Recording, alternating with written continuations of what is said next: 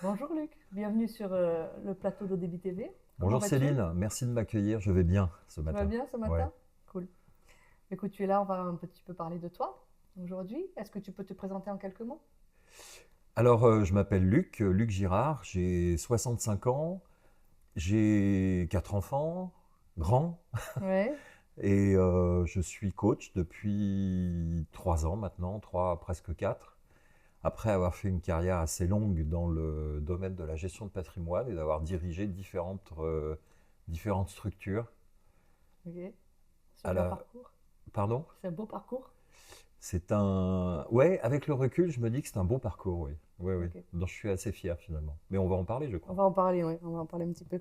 D'abord, on va commencer par parler un peu de ton enfance et des expériences qui ont pu t'amener à devenir justement la personne que tu es aujourd'hui. Est-ce que tu peux nous en dire un petit peu plus? Tu veux que je te parle de mon enfance? Un C'est petit peu, ça? oui. Ok. Bah, Et surtout des moments qui ont pu marquer ton enfance et qui ont fait euh, qui ont fait la personne justement que tu es devenue au fil du temps. ok. En fait, avec le recul, je me suis rendu compte que j'avais eu une enfance assez seule. On s'en rend pas compte finalement sur le coup. Mais en réfléchissant avec tout ce parcours que m'a proposé l'ODEBI, je me suis rendu compte qu'en fait, j'avais eu une enfance assez seule, éloigné de ma famille, Ouais, éloigné de mes parents, qui s'entendaient pas du tout pour plein de raisons qui les regardent, mais qui nous a impactés, nous les enfants. Et en fait, très tôt, j'étais en pension. À l'âge de 11 ans, j'étais en pension. Dès qu'il y avait des vacances, je partais en colonie de vacances. Euh, Moi, je me souviens avoir passé quoi, pas plus d'un mois chaque année avec mes parents en vacances, tu vois, d'accord. l'été. Et donc une enfance assez seule. Par contre, ça s'est quand même sacrément arrangé quand j'ai commencé des camps d'ados, D'accord. euh, où là, j'ai eu la chance, en fait, moi qui réussis, enfin, il faut quand même savoir que j'ai fait 2 sixièmes, 2 secondes, donc tu vois, la scolarité est vraiment ralentie, mais je pense que quand on s'occupe pas terriblement bien d'un enfant, en fait, il fait un peu ce qu'il veut, Ouais, et puis ça se passe pas toujours très bien dans la scolarité. Euh, Ce qui n'a rien à voir d'ailleurs avec les capacités, tu vois, mais pour complètement. autant, voilà. Mais il n'était pas très valorisé comme ça quand tu fais des 2 sixièmes. Bon. Et en C'est fait, sûr. j'ai eu de la chance étant ado de trouver un fil rouge finalement qui a, qui m'a, qui m'a, qui m'a suivi toute ma vie, enfin que j'ai suivi toute ma vie. C'est le fait d'avoir rencontré, tu vois, j'en suis même un peu ému déjà ce matin, d'avoir rencontré deux jeunes qui étaient moniteurs en fait du camp d'ado, qui étaient des vrais hippies. Et à l'époque, c'était vraiment la grosse période hippie. C'était des vrais hippies. On partait en randonnée, eux, nous on avait des chaussures, tu vois, pour marcher. Eux, ils partaient en tongs, par exemple, tu vois, avec les cheveux longs, et en fait, ces mecs-là m'intéressaient. C'était tellement éloigné de mon milieu, de mon environnement, qu'ils m'intéressaient. Et puis, leurs propos, leur philosophie de la vie m'intéressait beaucoup. Et donc, on a parlé beaucoup.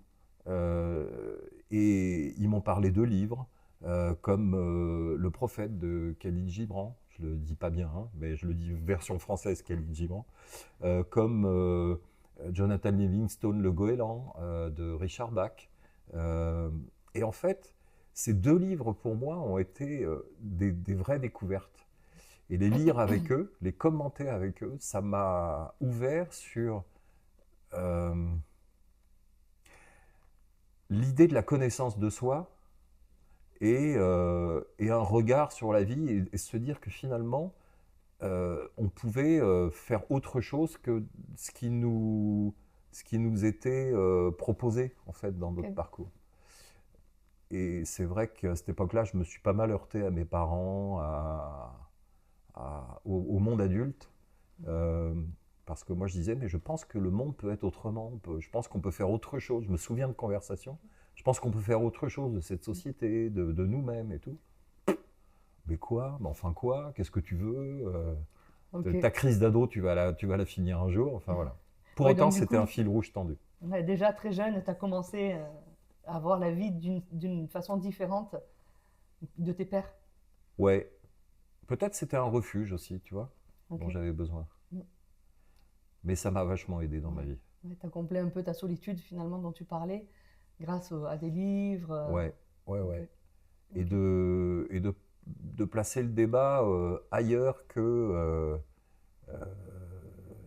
ailleurs que les conversations de tous les jours. J'ai jamais été à l'aise non plus dans un groupe, toujours un peu de mal à appartenir à un groupe, même si pour moi c'était important d'appartenir à un groupe, Mhm. et on sait pourquoi maintenant. Mais pour autant, pas toujours très à l'aise, euh, parce que les conversations, des fois, me passionnaient pas du tout, quoi. Oui, tu as toujours. J'aurais eu envie de parler du prophète de Khalil Ouais, Gibran, c'est mais ça. quand on parle de foot et du prochain pinard qu'on va boire, même si j'adore boire, ça, c'est pas le thème, hein, tu vois. Ok, Bon, voilà l'idée. ok, ok. Oui, C'était donc. quoi la question au départ? Non, mais c'est bien, c'est ok, il n'y a pas de souci. On peut Ouais, ouais. digresser un petit peu Ok, sans bon, problème. bah tu peux Sans compter sur problème, moi là. je suis pas non plus rigide. Tu vois, on n'a pas fini de discuter. Ok. Et tout ça, du coup, ça t'emmène vers un parcours professionnel un peu différent. Tu commences par des voyages, tu Ouais, fais des expériences variées. alors, il se trouve que je suis quand même allé jusqu'en terminale dans ma scolarité, Tu as fini par y mais arriver. oui, j'ai quand même réussi à aller jusqu'en terminale, mais c'était le terminal, hein, c'était pas après. C'est-à-dire que, Tu t'es arrêté après. tu vois, le terminal, tu t'arrêtes, c'est terminé, quoi, voilà. Et c'était tellement terminé qu'ils n'ont pas voulu me donner le bac. Pourtant, je suis allé aux examens, mais j'ai pas eu le diplôme. Et, mais j'avais une furieuse envie de voyager, de partir. Voilà. Et donc, j'ai eu cette chance-là de pouvoir partir voyager. Euh, et en plus d'être payé. C'est-à-dire que je ne vais pas tout te raconter parce qu'autrement Ouais, on va y passer le réveillon, le prochain. En fait, j'ai eu la chance de pouvoir partir au Maroc, pour le premier voyage à l'âge de 19 ans. J'ai eu la chance d'aller travailler dans un club de vacances au Maroc pour mhm, être animateur. Et en fait, du jour au lendemain, c'est-à-dire que les choses se sont faites ainsi. J'ai quitté mon petit monde provincial tranquille. Euh, je suis allé au mariage d'un copain et le lendemain, j'étais au Maroc à faire de l'animation. Je ne savais pas ce que c'était.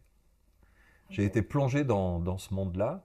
Et en fait, ça s'est assez mal passé au Maroc.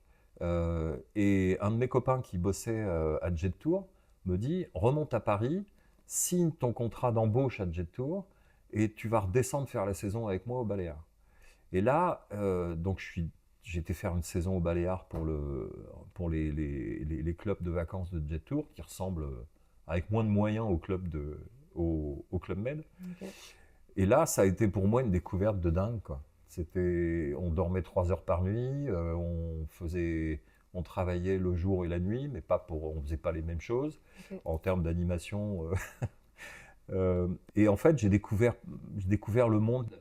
un- une, j'ai commencé à découvrir le monde. Et puis après, à Jet Tour, ils m'aimaient bien, donc ils m'ont dit tu vas aller aux îles Maldives pendant 4 mois et tu vas arriver aux îles Maldives avec les premiers clients de Jet Tour.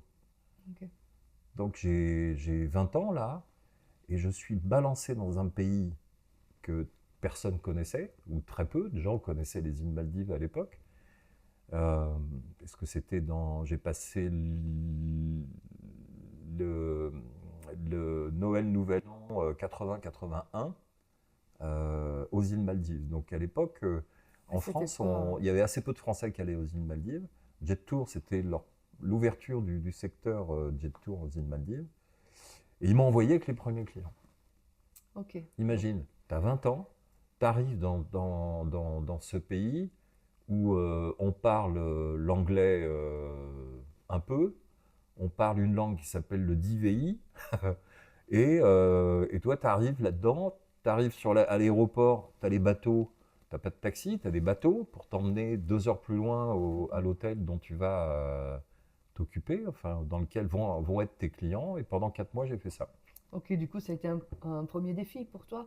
Comment tu as pu surmonter Alors c'était un premier défi parce que là, il fallait que j'organise le quotidien et le bien-être de mes clients, des clients de Jet Tour. et que en même temps, je sois en relation avec des cultures totalement différentes, celle des Maldiviens, euh, et, et une- et- et- et c'était de l'improvisation totale, quoi. J'avais pas été formé, Ok, quasiment pas à faire ça. ok. J'avais dû avoir une demi-journée à Jet Tour à Paris, à Saint-Cloud, là, dans leur bureau à l'époque. Une demi-journée, et puis vas-y mon gars, pars. Ok. Mais ça c'est génial. Quand on a l'occasion de faire ça à 20 ans, c'est fantastique parce que ça te bouscule, ça te pousse dans tes retranchements, les conflits avec les gens, parce que c'est pas parce que les gens sont aux îles Maldives qu'ils sont heureux, hein. C'est clair.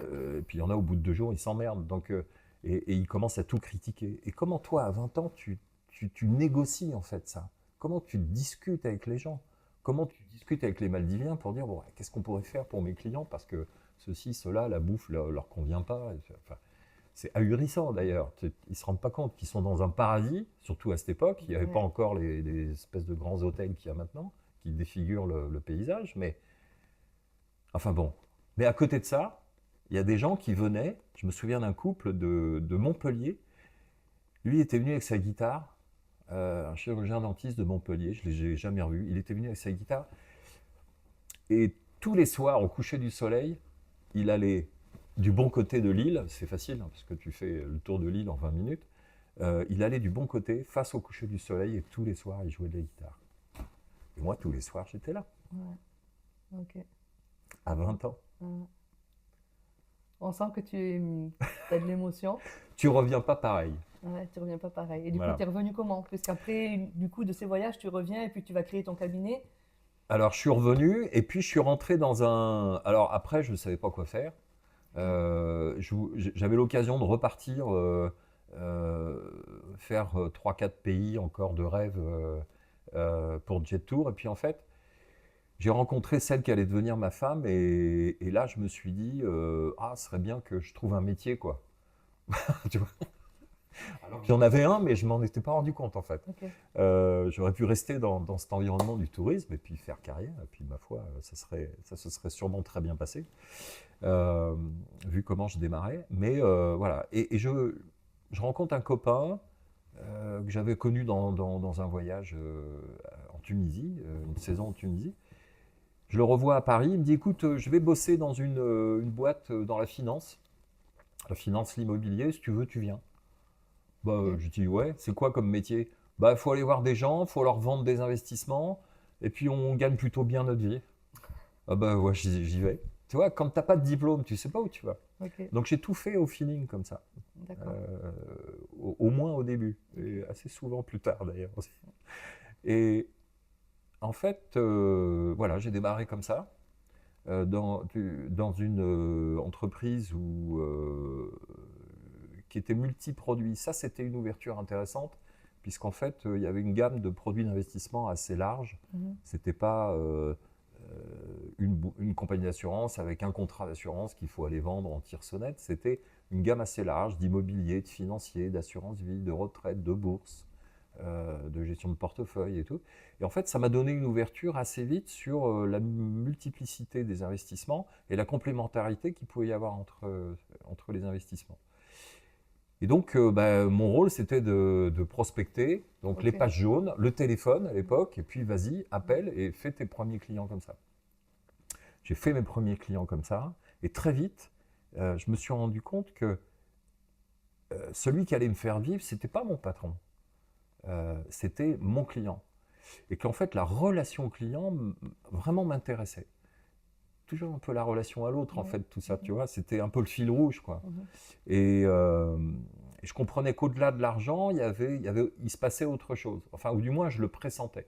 Je Et, le comprenais pas, mais je le pressentais. ok. Et il se passait quoi pour toi? Tu n'avais pas à cette époque-là, tu mettais pas de mots dessus? Non, je mettais pas de mots, Ok. je mettais pas de mots là-dessus. Moi, ce qui m'intéressait, c'était de gagner ma vie, de vendre Ok. les Ok. investissements, et puis de prendre de la commission, et Ok. puis y aller. Euh, mais j'avais 22 ans, quoi, Ok. tu vois, un truc comme ça.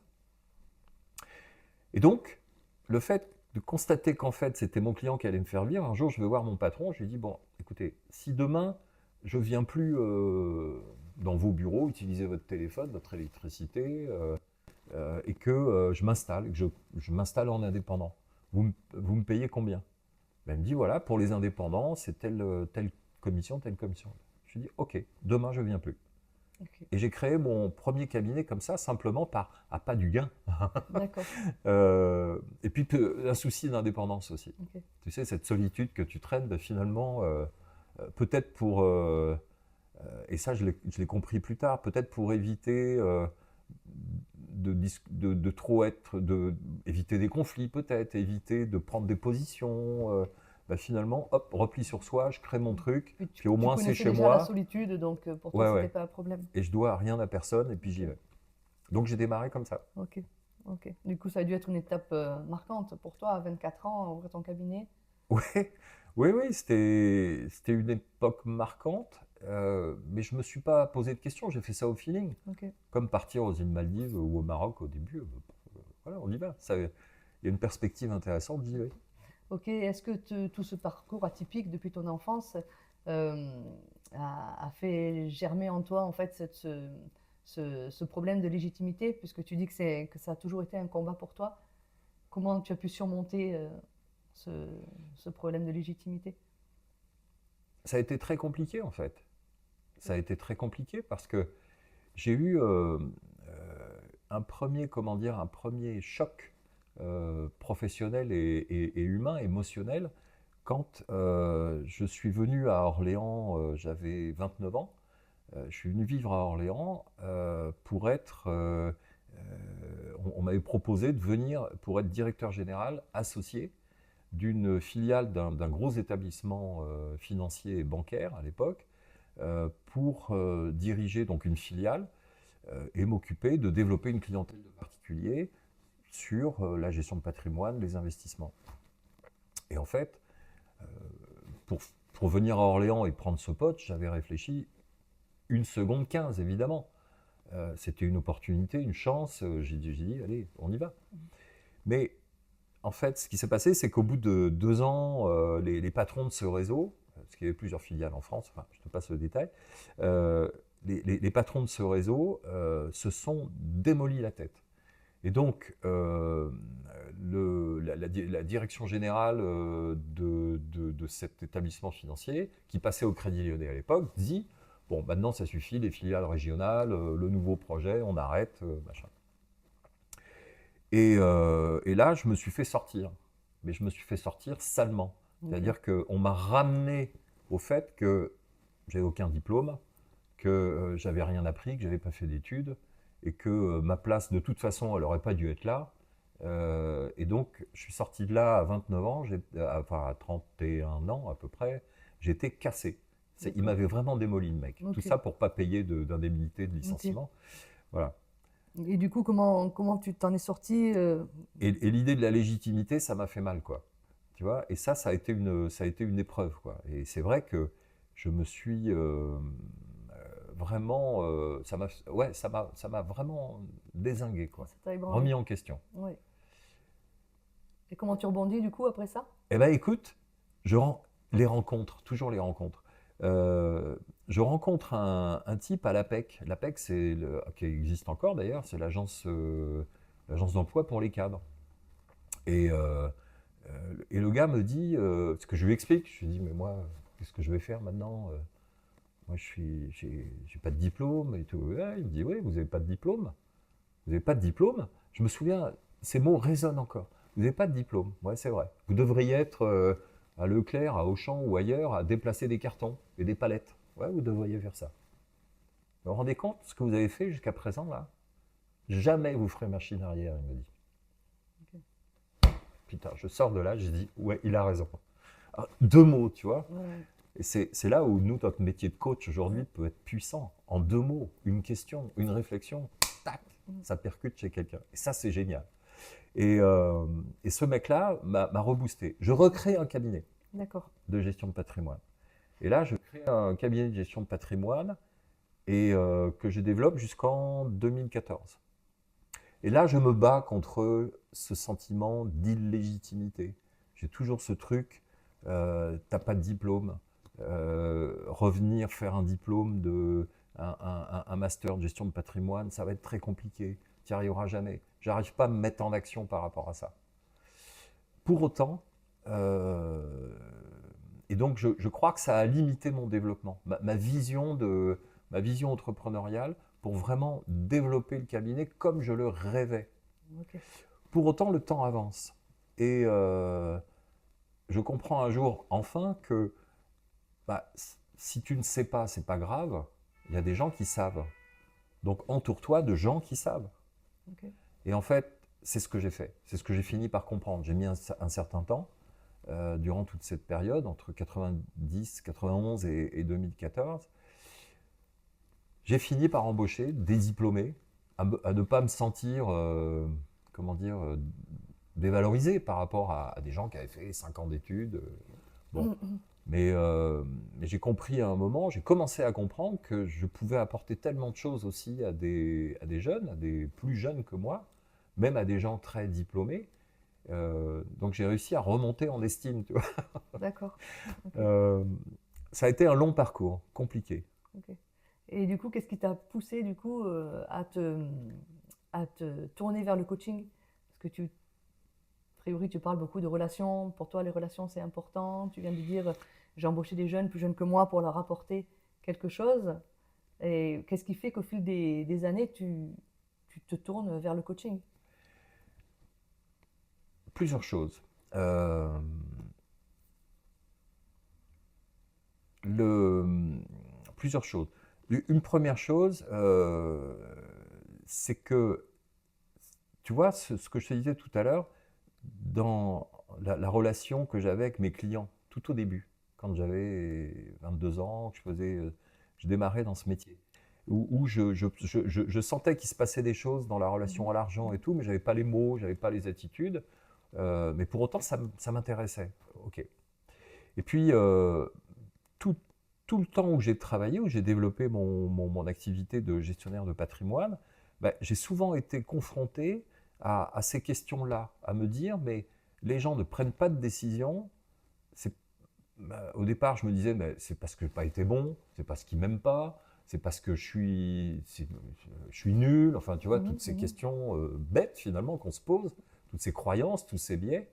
J'ai pas dit le bon mot, j'ai pas. Et en fait, non. Bien souvent, c'est parce que je n'ai pas compris tout simplement l'environnement émotionnel dans lequel ils sont, l'environnement familial, l'histoire de la famille, l'histoire de l'argent, et tout ça, ça pousse à prendre ou ne pas prendre des décisions, ou pas prendre les bonnes, ou finalement pour l'organisation de son patrimoine et l'organisation de sa famille.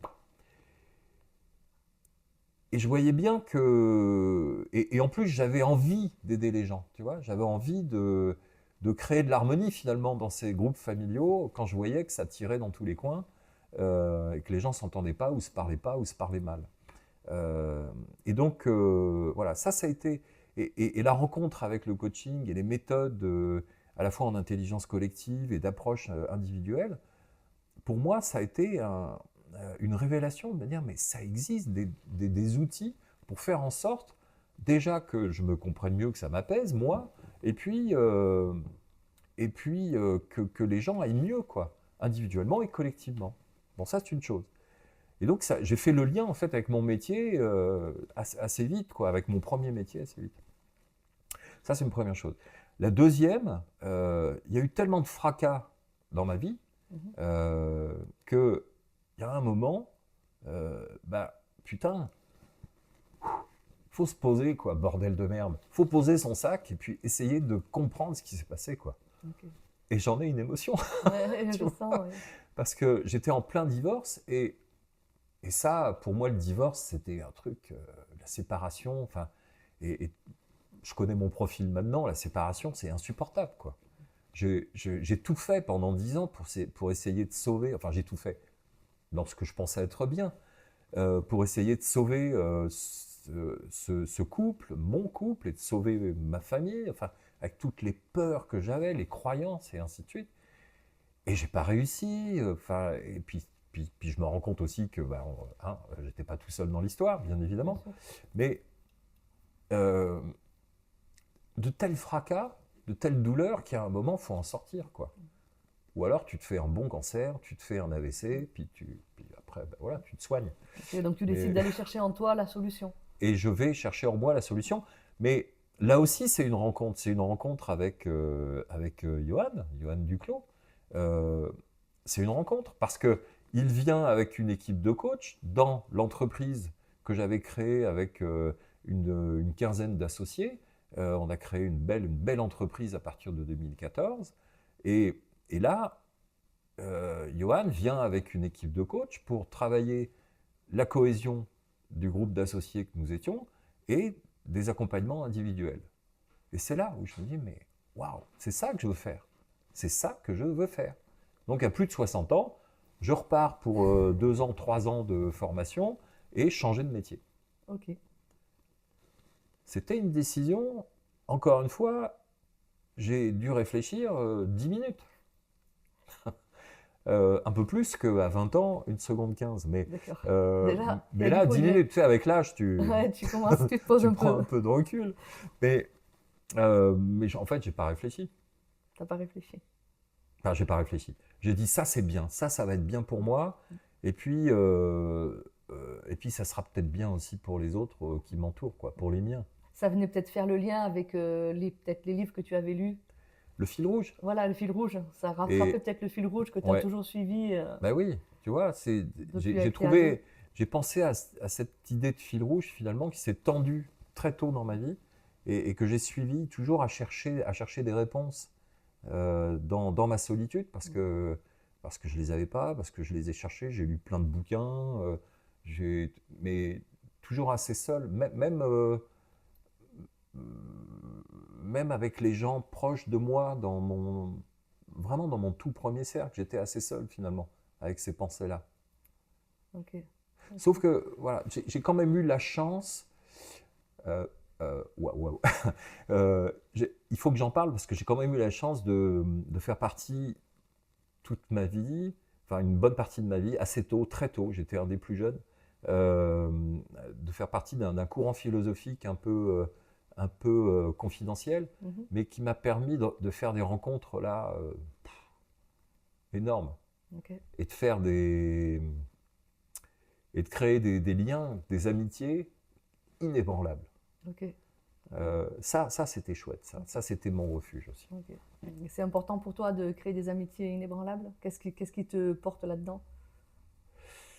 Euh, de pas être tout seul, tu vois, Mhm.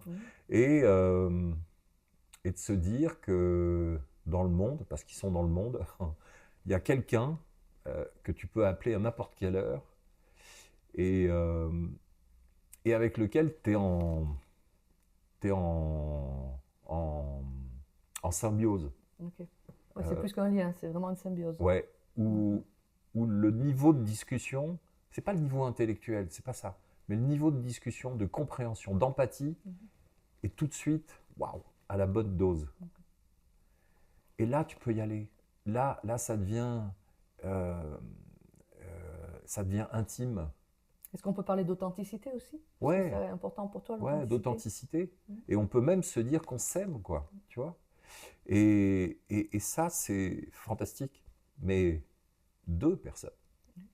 Enfin, il suffit de peu de monde des fois. Pas besoin d'avoir 10 mains, d'avoir 2 doigts seulement. Mais oui, oui. Mm. Ok. Et aujourd'hui, en fait, tu es à la retraite, tu t'es lancé Ah dans le bon? coaching. Je suis à la retraite. À la retraite de ton cabinet, Oui, de ta première carrière. j'ai Maintenant, quitté tu la te relances gestion. dans Ouais, une ouais. deuxième carrière qui est le J'ai coaching. quitté la gestion de patrimoine. J'ai renoncé à un bel enrichissement parce que mes anciens associés, euh, sur le plan matériel, sont vraiment en train de s'enrichir, et tant mieux pour eux. Moi, je suis passé à côté de ça. J'ai renoncé à ça, à cette perspective, pour faire ce métier. Et c'était quoi ta question? Je te disais que maintenant, tu étais à la retraite de ton premier métier Ouais, et que tu te lançais depuis maintenant un bon petit moment dans le coaching. oui. Et c'est un bonheur. Qu'est-ce qui te, euh, ouais, qu'est-ce qui te porte le plus quand tu accompagnes des clients, Alors, quand tu arrives peut-être à à les aider comme toi tu as été aidé à un moment donné par cette personne Ouais. qui t'a dit que…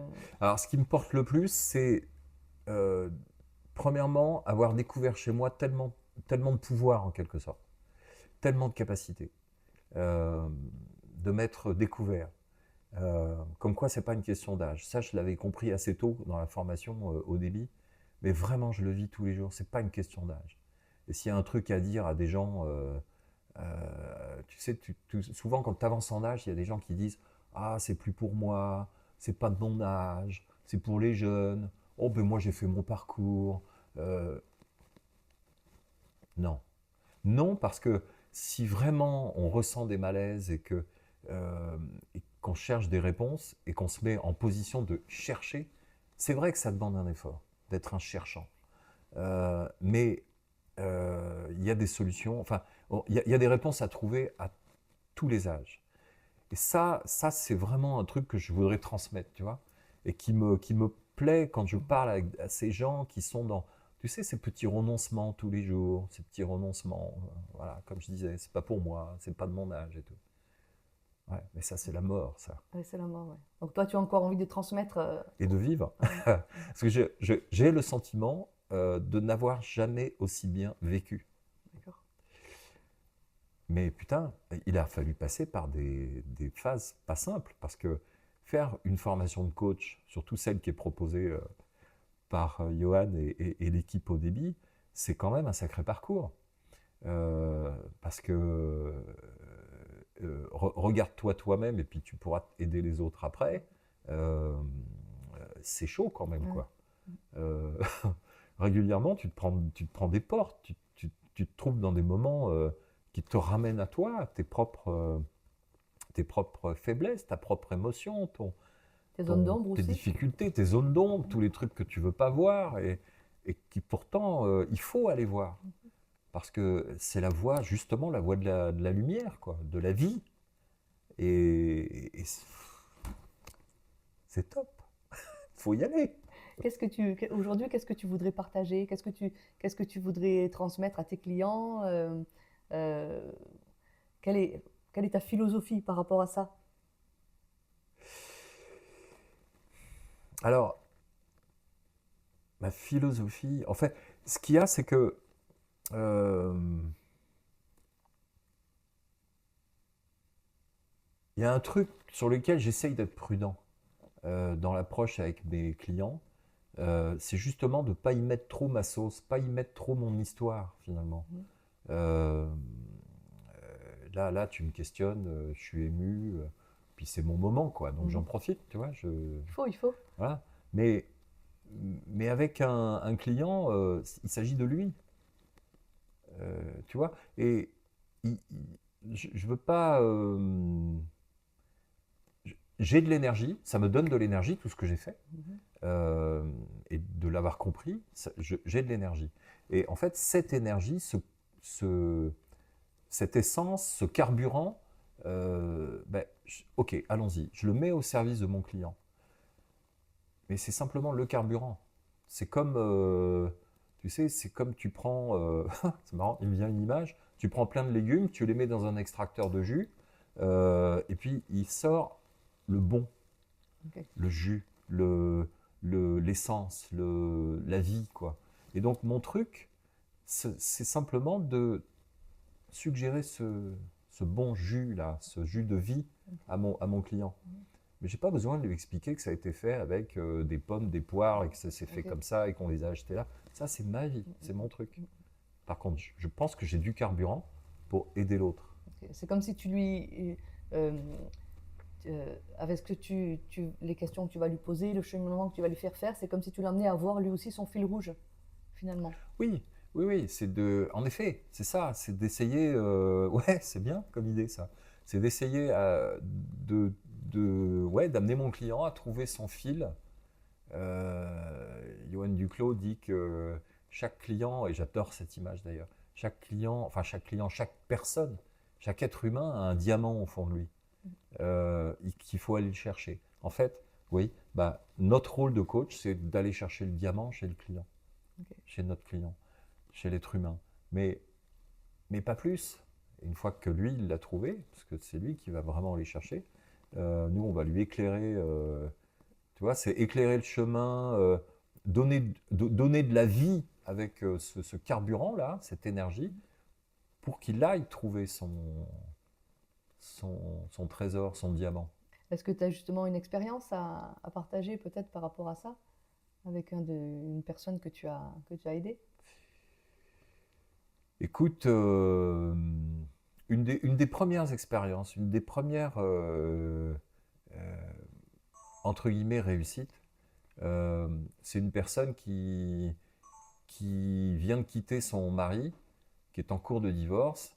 Elle s'est occupée toute sa vie de l'entreprise familiale, des enfants, donc de la maison et aider son mari. Et puis, 60 ans passés, son mari la trompe. Et pour elle, c'est insupportable. Et elle décide de partir. Sauf que c'est aussi très difficile pour celui qui s'en va, celui Oui. ou celle qui s'en va. Et elle s'effondre, évidemment. Et là, je la rencontre et elle me dit, mais moi, je me suis toujours occupé de la maison, des enfants, du commerce de mon mari. Qu'est-ce que je fais, quoi? Et en fait, tout le travail a été de lui redonner de la vie, finalement. Ouais. Puisque là, pour elle, c'était un retournement complet de son existence. Et, euh, et un jour, elle comprend, comme ça, elle me dit, mais oui, mais oui, je peux m'occuper de moi, je peux, je peux prendre ma vie en main, je peux. Une espèce de, et là, le visage change, et en fait, pour moi, ça a été, tout de suite, j'ai eu une image, c'était comme, tu sais, un axe avec des boulons très serrés, et d'un seul coup, ça s'est desserré d'un seul coup, et là, ça a repris de la respiration, et elle allait beaucoup mieux. Et en fait, elle me dit, bah écoute, Luc, on va arrêter parce que je crois que bah, ça va aller. Et en fait, 2 mois après, elle avait acheté son appartement. euh, et elle meublait, enfin, c'était reparti. Ok, c'est reparti. Et il s'est passé la même chose avec une autre femme. Alors, Ok. il se trouve que j'ai beaucoup plus de femmes que d'hommes comme clients. Mais il s'est passé la même chose. Ok. Euh, et cette femme, 3 mois après, a retrouvé un compagnon. Elle vit avec, elle change de métier et c'est reparti. Super. C'est génial. Ouais, c'est génial.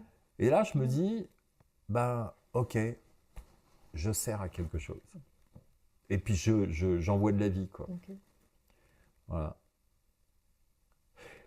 Et dans les accompagnements que je fais dans les cabinets de gestion de patrimoine, à la fois sur leur développement et à la fois sur des aspects plus émotionnels, de questions de leadership, de relations à leurs clients, en fait, je me rends compte que j'ai plein de choses à apporter. Maintenant, ta spécialisation, c'est l'accompagnement des cabinets de gestion de patrimoine. Oui, alors j'ai eu beaucoup de plaisir à revenir vers mon ancienne profession, puisque à la fois en tant que consultant, j'ai une certaine pratique, une certaine expérience, j'ai tout connu, entre de la création d'un cabinet tout seul jusqu'à une équipe de quasiment 180 personnes dans Olifan Group. Euh, donc ça crée quand même pas mal d'expérience, Bien sûr, voire de bien l'expertise. sûr. Donc, j'accompagne les cabinets de gestion de patrimoine pour à la fois leur organisation, et puis je les accompagne aussi sur des questions plus humaines, plus émotionnelles, de leadership, de positionnement du dirigeant, de cohésion des équipes, et puis également dans la relation client. Moi, je suis convaincu d'une chose, c'est que ce métier va évoluer, notamment, entre autres, avec l'arrivée des fintech et de l'IA. Et en fait, très vite, très tôt, là, dans peu de temps, les audits patrimoniaux, les stratégies juridiques et fiscales, c'est l'IA qui va les mettre en place, enfin qui va les proposer au moins. Et donc la réelle valeur ajoutée que va avoir un conseil en gestion de patrimoine dans la relation avec ses clients, ça va être justement comment cultiver cette relation, comment travailler, comprendre l'émotionnel, comprendre la relation à l'argent, comprendre la systémique familiale. C'est ça la réelle valeur ajoutée de ce métier dans les années qui viennent. Et il ne faut pas croire que parce qu'on a la connaissance fiscale, la connaissance juridique, on va être tout puissant chez notre client. Non, pas du tout. C'est parce qu'on aura réellement compris comment il fonctionne, comment sa famille fonctionne, et que le client aura compris qu'il était compris. Ok. C'est comme ça qu'on va pouvoir développer et tenir dans ce métier. Ok. Et moi, j'en suis convaincu. Et donc, je travaille ça avec mes clients pour augmenter leur capacité à être en empathie avec leurs clients.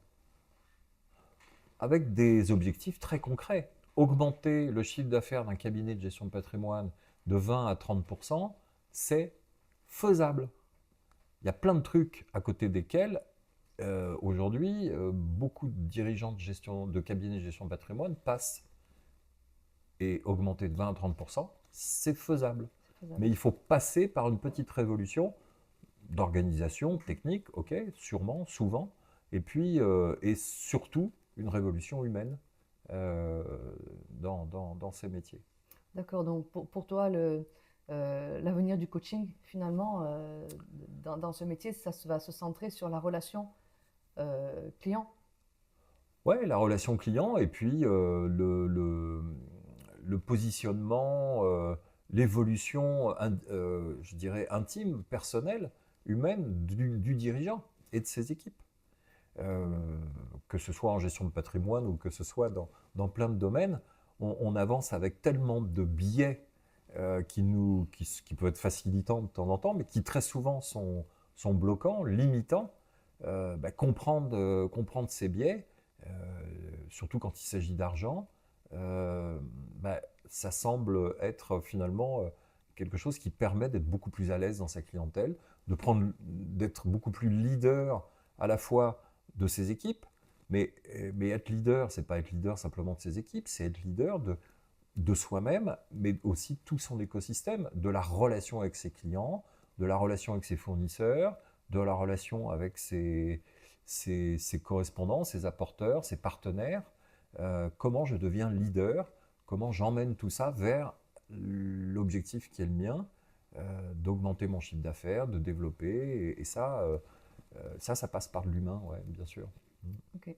Écoute, Luc, je te remercie C'est moi qui te remercie. pour ce partage, c'est très intéressant. Est-ce que tu aurais un petit mot pour la fin, pour les personnes qui vont écouter Ouais, ce partage? je peux dire un truc. Ne me croyez pas, essayez. Ok, super, merci beaucoup.